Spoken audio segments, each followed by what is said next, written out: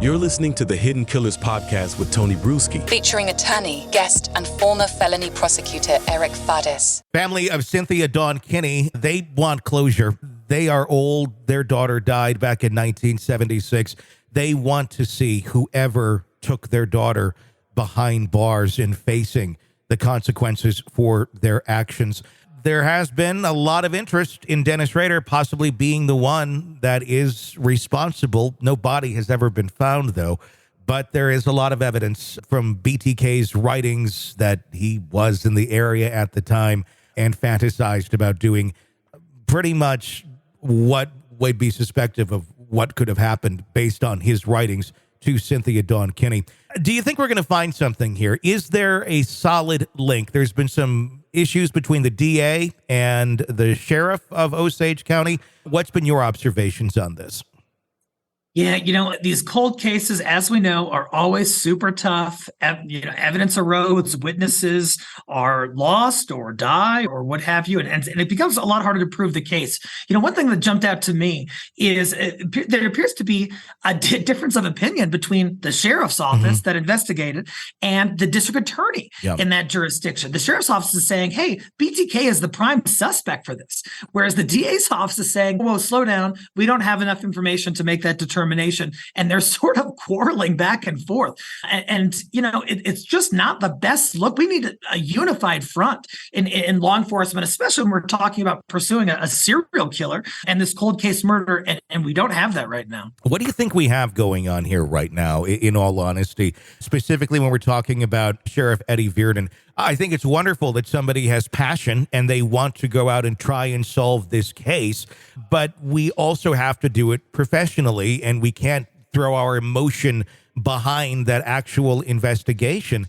And there's a lot of concerns about how things have been done from an attorney standpoint. I'm curious to get your opinion on this. Concerns about how the evidence was gathered by the Osage County Sheriff, especially since the sheriff's office went outside of their own jurisdiction, the validity and legitimacy of the search warrants obtained, the affidavit supporting it, and the authority of the Osage County Sheriff's Office in gathering evidence from outside their own jurisdiction. Also concerns, big concerns, should they actually try and bring charges against Dennis Rader.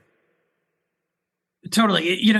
Law enforcement so often really wants to get justice for these victims, and sometimes they're so zealous and they're so passionate about it that they can make mistakes. They can overstep their bounds. And to a law enforcement officer, they don't always see how that plays out in the courts years later.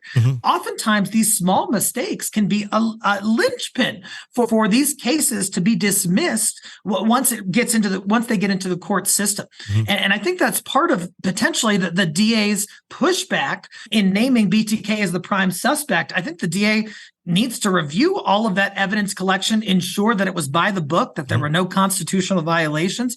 And I'm not sure that's happened yet. And so I think the DA is trying to be a lot more measured in their approach to this, whereas the sheriff's office is saying, hey, let's go. We think we got him.